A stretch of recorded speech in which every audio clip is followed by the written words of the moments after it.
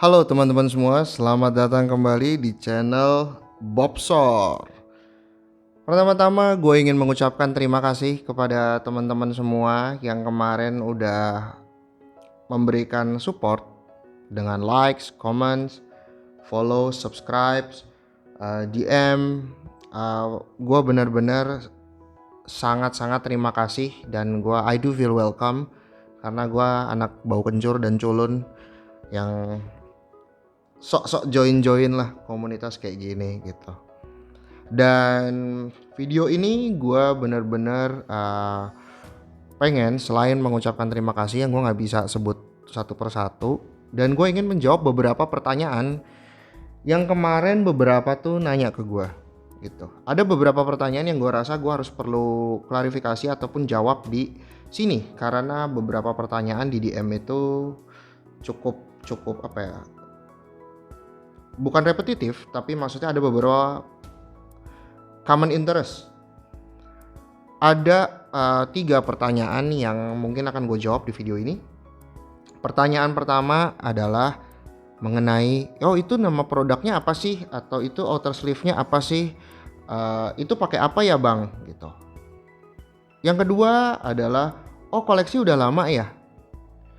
Dan yang ketiga lebih ke arah wah, kartu-kartu mahal tuh, wah Sultan gitu. Bagi yang DM gue terima kasih, akan tetapi gue perlu klarifikasi dulu bahwa pertama gue buka bahwa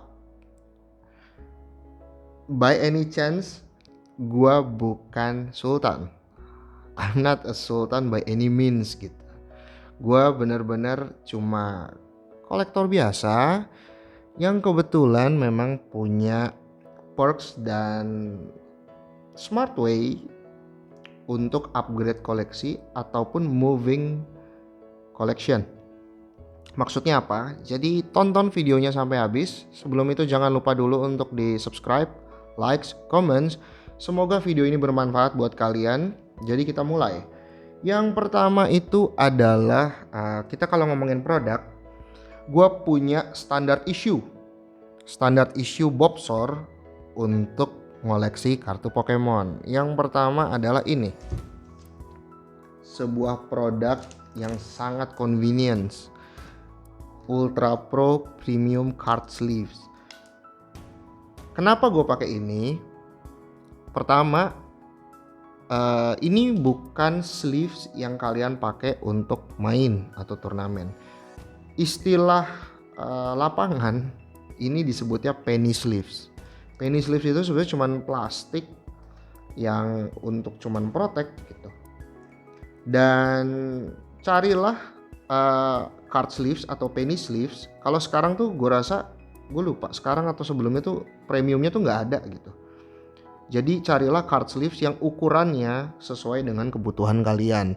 Karena kita jujur aja sekarang banyak kan ada kartu basket, kartu Marvel, itu ukurannya tuh lebih tebal gitu. Jadi cari yang ukurannya ini ya, yang 2,5 inci kali 3,5 inci gitu. Dan ini loose ya, nggak perfect fit. Kenapa? Karena gini, ini preferensi gue, tapi mungkin ini gue bisa berikan masukan bahwa ketika kalian memang tujuannya adalah untuk preserve kondisinya sebaik mungkin, gue nggak sarankan kalian menggunakan perfect fit karena it's not meant for collecting. Maksudnya ketika kartu itu perfect fit itu kan masuk udah agak seret dulu tuh pertama. Kedua, karena dia itu memang gak ada gap, karena dia itu difungsikan untuk lu bisa double sleeve dengan outer sleeve yang kalian buat main. Jadi bener-bener maksimum protection. Jadi ada istilah double sleeve lah bagi kalian-kalian yang mungkin pemain pasti ngerti lah. Pemain TCG gitu kan. Dan ketika perfect fit itu, ketika kita ngomongin kondisi, nilai 9 dan 10 itu kadang benar-benar diskrepensinya tuh sangat-sangat tipis gitu. Kadang edges atau surface-nya itu bisa bergesekan dikarenakan kalian menggunakan tadi perfect fit gitu. Jadi gue sarankan ini, cari penny sleeve yang loose gitu, karena ada beberapa yang gue lihat menggunakan perfect fit dan ketika masukinnya pun kan masih pakai agak sedikit pakai tenaga gitu ya, kadang bagian atasnya sini ketekan jari dan sebagainya, shit happens. Jadi ini less risk lah. Dan yang kedua adalah ini, kalau di Indonesia banyak yang menggunakan ini, setelah lu penny sleeve pakai Ultra Pro top loader. Menurut gua ini sebuah produk yang super bagus, bener-bener convenience.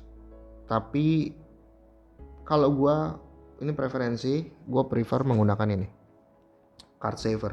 Alasannya apa? Oke, kalau ditanya maximum protection mungkin keduanya akan sama.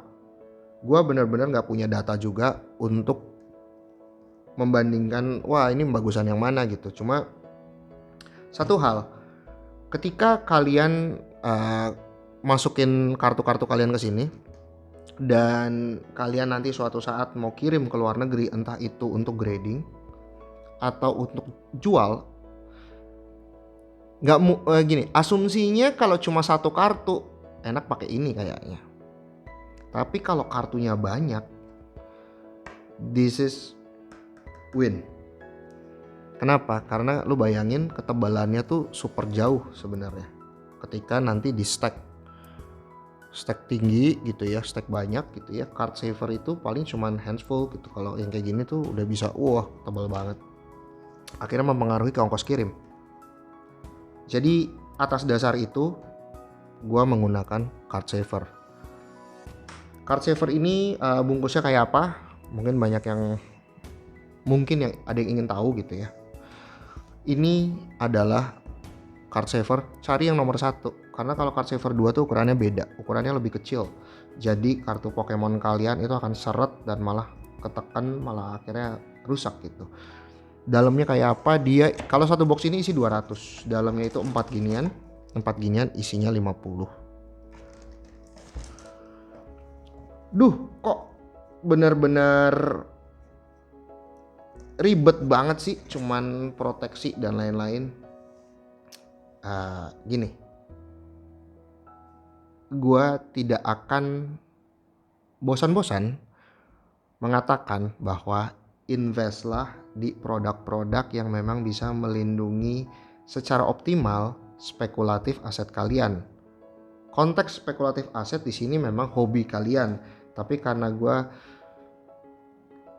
gue benar-benar grow up in finance dan gue memang punya background ekonomi dan finance, jadi gue menganggap hobi-hobi kayak gini tuh spekulatif aset karena ada value-nya. Nanti yang kita akan bicarakan untuk menjawab pertanyaan ketiga gitu. Jadi hold that thought. Setelah kalian boleh milih sih mau ini atau ini gitu. Cuman kalau gue tetap ini, karena kalau kita bicara standar internasional, card saver di dalamnya penny sleeve always win. Kirim murah, maksudnya lebih murah dibanding lo stack Ultra Pro, dan yang pasti itu sudah menjadi standar internasional, apalagi kalau kalian dealing with foreigner. Setelah itu biasanya koleksinya diapain sih? Maksudnya iya, gue biasanya masih pakai binder. Gue old school. Ini adalah binder old school yang paling sering digunakan, Ultra Pro 9 Pocket Sheath. Ini sangat sudah cukup sebenarnya kalau kita ngomongnya untuk binder gitu. Tapi kalau udah di card saver kan ya nggak bisa gitu. Betul, makanya gue selalu klasifikasi antara binder worthy sama PSA worthy. Ketika kita bicara binder worthy, gue pakai Ultra Pro enough. Kalau kalian mau naik lagi secara budget, bisa pakai banyak ya. Ada yang paling bagus tuh mungkin Dragon Shield, I believe. Ada Dragon Shield, ada Card Guard ya kalau nggak salah.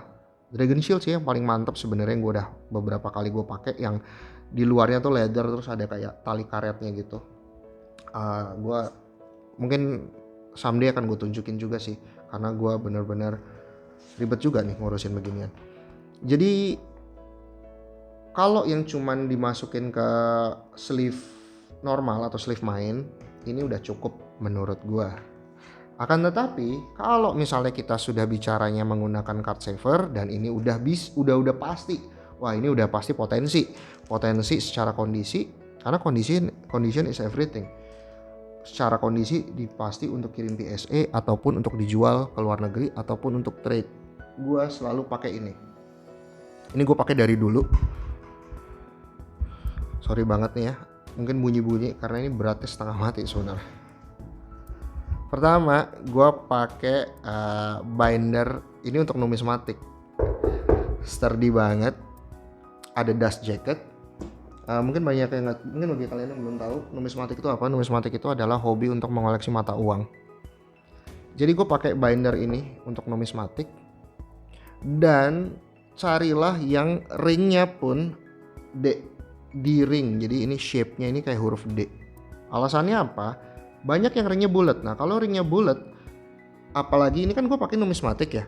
Biasanya kalau yang kartu itu dia nggak lebar, dia nggak ada pelindung lagi di sininya, sisi ini. Biasanya dia ngepas, paling gapnya hanya sekian senti gitu. Dan ininya bulat.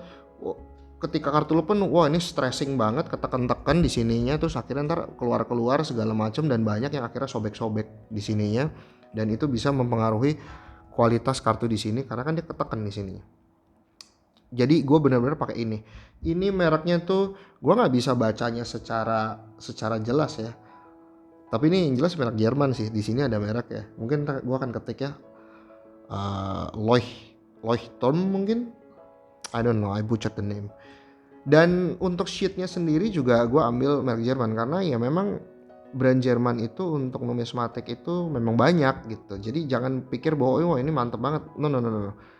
Gue cuman mencari yang optimal di numismatik tapi bisa dipakai di kartu Pokemon karena ini optimal banget dan ini pun masuk gitu. Kita bisa lihat ya, benar-benar masuk untuk card saver gitu. Jadi ini enak banget. Kalau untuk sheetnya sendiri tuh namanya Vario for Pocket. Dia juga Jerman. Di Tokopedia tuh ada, karena Tokopedia tuh sekarang banyak yang koleksinya numismatik gitu. Biasa Charizard gitu. Jadi ini enak banget gitu. Gue benar-benar maximum protection value. Jadi itu adalah standar issue dari Bobsor. Saran gue untuk mengoleksi. Iya, lo mengeluarkan sedikit budget lebih, tetapi konteksnya itu dia. Karena gue tujuannya adalah preserving selama mungkin, kalau bisa sampai gue mati pun kondisi masih super bagus. Asumsinya pun, kalaupun mau gue jual, gue trade ataupun gue grading, kondisinya juga masih bagus. Gitu. Itu adalah jawaban dari pertanyaan pertama. Lalu pertanyaan kedua adalah koleksi udah lama ya. Gue koleksi dari as long as I can remember actually. Waktu kecil pun gue udah main game, koleksi kartu, beli mainan. Makanya gue sampai sekarang pun ya boys will be boys gitu. Dan kebetulan gak ada yang keberatan sih gitu. Jadi katanya dibanding nambah pos atau narkoba katanya. Ini adalah video game. Gue juga koleksi banget gue video game. Dan seperti kalian lihat, gue invest juga di protektornya. Ini adalah original copy gue tahun 96, tanggal 14 bulan 6, hari Jumat. I love you mom. Ini nyokap gue masih nyimpen. Dan proteksi kayak gini banyak ya. Ada yang modelnya kayak begini, terus ada yang kayak gini gitu. Jadi gue cuman bisa bilang bahwa iya, gue koleksi udah lama. Hence gue punya banyak beberapa kartu lagi yang mungkin nanti kan gue showcase lagi gitu ya. Karena gue masih benar-benar mencari ininya dulu, kondisi yang terbaik ya. Karena gue jujur nggak bisa multitasking, nggak bisa kayak nunjukin semua terus lala-lili gitu ya. Gue benar-benar cari satu-satu lihat, karena inilah untuk menjawab pertanyaan ketiga. Kembali gue tekankan, ini bukan bragging dan I'm not a sultan by any means. Gua dari dulu selalu koleksi mempertahankan kondisi terbaik. Dan gini, kalian tinggal search ya apa itu endowment effect. Dan gue kebetulan gue bisa kompromi terhadap diri gue sendiri dan bisa beat endowment effect karena gue udah collecting udah lama gitu. Jadi kalau kalian punya kartu Pokemon nggak di grade, itu istilahnya raw. Kalau raw akan selalu ada asimetris informasi antara pembeli dan penjual bahwa ini kondisinya apa sih, harganya berapa sih. Nah, dengan adanya grade services dari PSA, CGC, SGC, you name it lah, ini sangat menjembatani. Mungkin untuk yang mau lebih jelasnya bisa nonton di Pokemon Plus Ekonomi yang udah gue jelaskan. Tujuannya apa? Nah gini, kalau kalian jual raw karena adanya risiko kondisi yang belum tentu, tidak pasti, ada risk di situ, ada risiko, otomatis dia tidak akan menuntut harga yang premium. Sedangkan ketika sudah di grading, harganya bisa premium sekali. Kenapa? Karena kita mengeliminasi risk tersebut.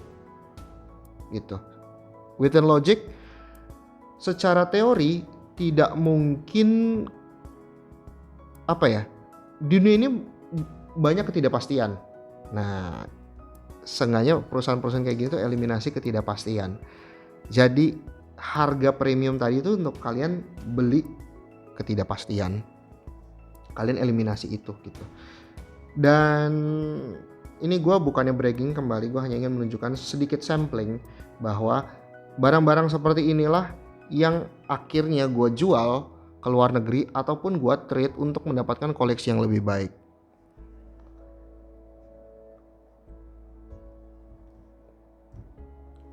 Sealed games di Indonesia mungkin dengan harga yang mahal, banyak orang yang berpikir bahwa aduh gue gak bisa spend segitunya atau it's not worth it gitu. Kembali, kalau kalian tahu arbitrase atau arbitrage, beli di tempat A jual di tempat B, logikanya gini, air minum itu harganya mungkin 2.000 sampai 3.000 perak rupiah ya. Tapi kalau kalian menjual satu botol air minum di orang yang kehausan di gurun Sahara, gue rasa berapapun akan dibayar. Jadi arbitrase itu penting. Kalian harus cari market yang benar-benar membutuhkan, yang demand-nya itu banyak tapi supply-nya sedikit. Dan kebetulan US, tempat lahirnya hobi-hobi kayak gini, ya memang technically dari Jepang, tapi yang akhirnya merambah internasional kan di US. Nah, supply-nya itu diminishing benar-benar terus-terusan. Karena kalau kita barang sealed, kenapa makanya gue sempat lihat tuh, foto, video-video yang ada comments, video-video teman-teman kita yang dapat barang segel itu semua pada ngomongnya, wah nanti kedepannya harganya akan mahal nih. Benar, secara logika barang segel itu tidak akan diproduksi lagi atau kuantitasnya terbatas sehingga nantinya akan makin berkurang karena orang pada buka kan, pada brewek. Makanya sealed games itu demand premium. Tapi kalau hanya cuma sealed dan raw, kembali konsepnya sama, akan ada asimetris informasinya dan ada risikonya gitu. Makanya gue juga menyarankan bagi yang punya games, sealed games, ini perlu riset lebih lanjut ya. Maksudnya kalian harus due diligence ya, nggak semena-mena bahwa atau semerta-merta sealed games itu pasti harganya mahal. No. Kalian harus benar-benar tahu dulu. If you want to play the games, you have to know the system. And if you want to change the system, you have to be in the system. Jadi gue cuma bisa bilang bahwa ya, I do make money dari hal-hal kayak gini. Itulah makanya kenapa gue bisa upgrade koleksi-koleksi gue. Koleksi-koleksi gue yang menurut gue kondisinya bagus, gue preserve, gue grade, baru akhirnya gue jual ke luar negeri. Risiko, sangat risiko. Bisa hilang, udah sering. Gue udah sering banget hilang barang, gue udah sering banget rugi. Tapi itu adalah sebuah proses kalian belajar.